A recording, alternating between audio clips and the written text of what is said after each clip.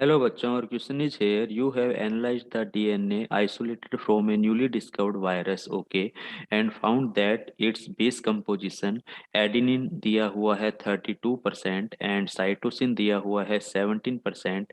गुएनिन दिया हुआ है हमें 32% एंड थायमिन हमें दिया है 19%। Okay, what would be A reasonable explanation of this observation. देखिए नॉर्मली तो क्या होता है, जो हमारे पास में डबल स्ट्रैंड डीएनए होता है उसके अंदर एडेनिन हमें किसके इक्विवेलेंट मिलेगा, थायमिन के। अगर एडेनिन हमारा 32% है तो थायमिन भी हमारा कितना मिलना चाहिए, 32% मिलना चाहिए। तो यहाँ से एक कंसेप्ट तो अपने को क्लियर समझ में आ रहा है कि एडेनिन 32% है और थायमिन हमारा 19% है, यानी कि ये हमारा डबल स्ट्रैंड डीएनए तो हमारा किसी भी कंडीशंस के अंदर ये नहीं हो सकता। अब डीएनए अगर वायरस के अंदर मिला है तो वायरस के अंदर हमें सिंगल स्ट्रैंड डीएनए भी देखने को मिलता है, तो ये हमारे पास में सिंगल स्ट्रैंड डीएनए हो सकता है।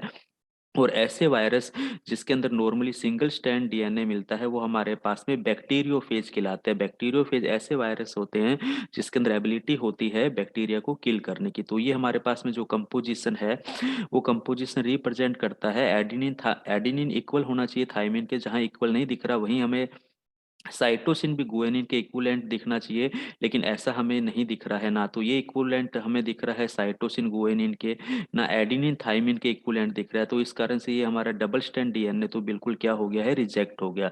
तो ये किसको रिप्रेजेंट करता है, सिंगल स्ट्रैंड डीएनए को। अब एक एक करके ऑप्शन पर आते हैं।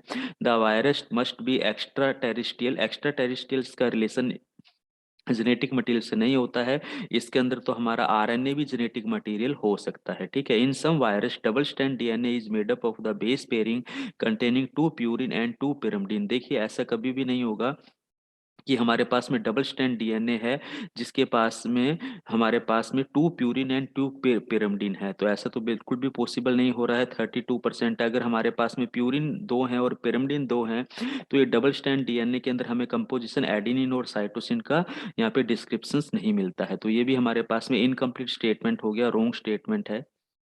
ठीक है, some of T was converted to C during the isolation procedure. नहीं, ऐसा बिल्कुल नहीं होता। सी अगर कन्वर्ट होगा तो ए से होगा, ठीक है, जबकि सी किससे होगा, जी से होगा। तो ये भी गलत है ऑप्शन।